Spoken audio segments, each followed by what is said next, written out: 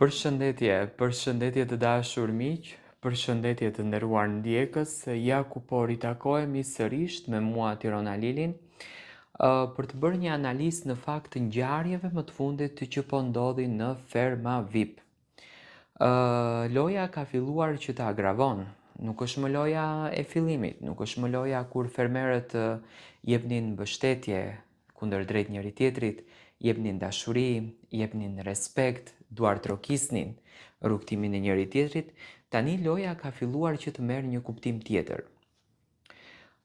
Mimoza është në qendër të vëmendjes. Zhaku dhe Kostana, dy hyrjet e reja, siç duket kanë filluar që të ndajnë rrugët jashtëzakonisht brenda në fermë. Unë mendova që Kostana dhe Zhaku do të kishin një farë lloj shoqërie me njëra tjetrën sepse hyn të dyja bashk në këtë pikë të lojës, por unë me sa e shoh që Zhaku dëshiron që të bëhet protagoniste, dëshiron që të jetë në qendër të vëmendjes, dëshiron që të komentohet për të. Gjithashtu Kostana është përqendruar tek raporti i saj me Mimozën dhe tek afërsia që ka krijuar me Bujakën, një zënk që erdhi mes Mimozës dhe Bujakës ka ngritur tensione të forta brenda shtëpisë. Debate mes Ilirit dhe Bujakës, duke e vënë Iliri këtu në këtë mes edhe Kosovën, duke e përmendur Kosovën për të dytën herë, dhe tensionet kanë filluar të rriten edhe tek Sara, e cila merr informacione nga produksioni, dhe tek Akili, i cili nxjerrën një të vërtetë. Ferma tani siç duket ka dalë nga kontrolli krejtësisht. Banorët nuk kanë kontroll fare, nuk i shohin as kamerat, janë në gjendje të thonë gjithçka, nxjerrin nga një fjalë e cila merr vëmendjen, krijohet në tituj, komentohet jashtëzakonisht shumë dhe flitet për një strategji të keqe që do të përdorin Mozën. Dhe në këtë video, unë dua të flas vetëm për fenomenin Moza. Tani, unë i mblodha të gjitha situatat që në fakt ka ndodhur pikërisht këto 2 ditët e fundit. Nesër do të komentojmë në mënyrë të detajuar, por dua tani të flas pak për Mozën. Moza, që në natën e parë, në mënyrën më të bukur spontane të saj, dha një lloj spektakli në këtë Big Brother, një spektakël që i mori vëmendjen dhe i dhuroi dashurinë më të bukur të gjithë publikut shqiptar.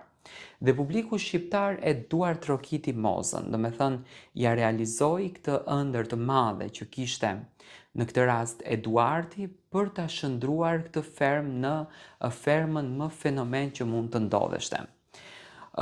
Moza po kalon vështirësi brenda në fermë, fermerët janë kthyer të gjithë kundërt, Moza e ndjen këtë tension, e ndjen këtë inat, plasi lufta e madhe me Zhakun që unë në fakt sot gjatë prajmit e pres që lufta tjetë edhe më e ashpër në momentin kur produksioni do të nxjerrë deklaratën që Moza ka dhënë drejtsoni që i ka treguar momentin kur Zhaku ka qenë me burrin e saj në krevat.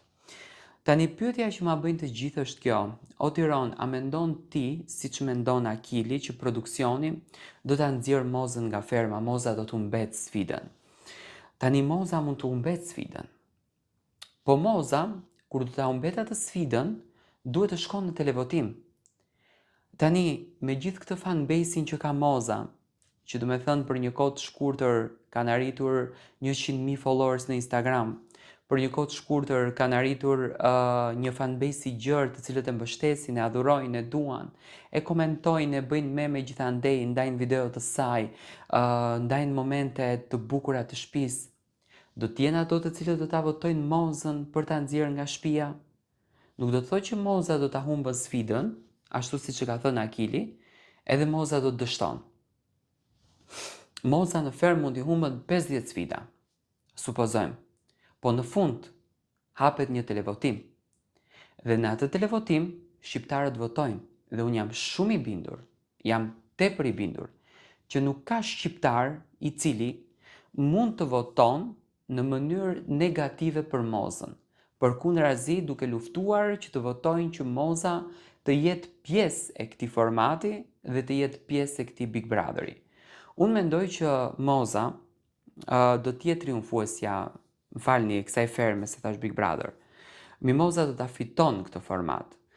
Mimoza i dha rëndësinë formatit, Mimoza e mbajti audiencën bërthyer, Mimoza bëri show-n e papar, Mimoza krijoi dinamikat e para në ferm, sido që t'i marrin Mimoza ka qenë kryefjala, dhe mendoj në qoftë se shqiptarët gozhdohen çdo të hënë edhe çdo të premte në shtëpi në orën 21, është vetëm shkaku i Mozës, sepse presin të bëjë një gaf Moza, presin të bëjë një lëvizje Moza dhe presin që Moza të merë vëmendjen.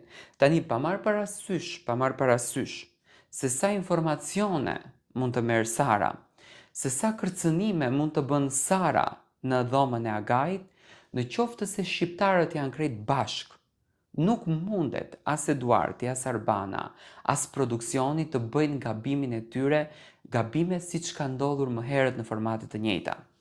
Dhe në këtë rast, unë e shoh Eduartin që është duke luajtur shumë logjikshëm, më thënë luan me një mekanizëm interesant, në momentin kur të gjithë do të presim që Mimozës do t'i bëhet gropa, Mimoza do të lartësohet edhe më shumë. Fermerët një gjë nuk e kuptojnë, që e vetmja gjë më e keqe për ta është goditja e Mozës. Se sa më shumë ti ta godasësh Mozën, aq më shumë ti e lartëson. Dhe sa më shumë produksioni e godet, aq më shumë e lartëson.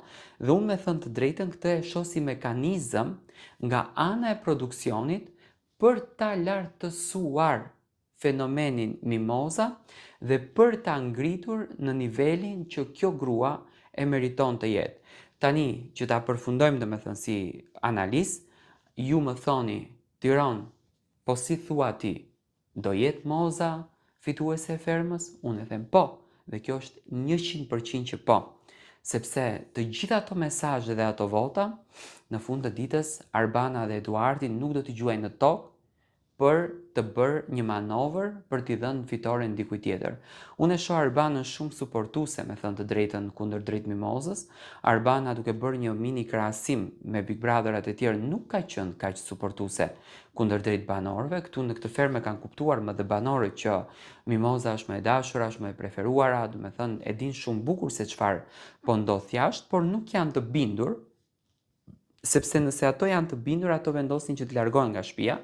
Dhe mendoj që Mimoza e ka fermën të fituar, po vetëm nuk ka mbetur më që me thënë t'ia fusin Chelsea që tani, por janë duke respektuar këtë 100 ditëshin derisa të mbaron ky format. Është formati më jashtëzakonshëm që ka ndodhur i këtij lloji stili, do me thënë reality show, dhe besoj që në fund do të merë atë triumfin e madh. Tani, a do të humbën Moza sfida? Normal që do të humbën sfida, sepse Moza nuk është e shenjtë, por të paktën në televotim kur do të shkon Moza do të votohet dhe do ta vazhdon sfidën. Kjo është analiza ime rreth të gjithë fjalëve që fliten lart dhe poshtë.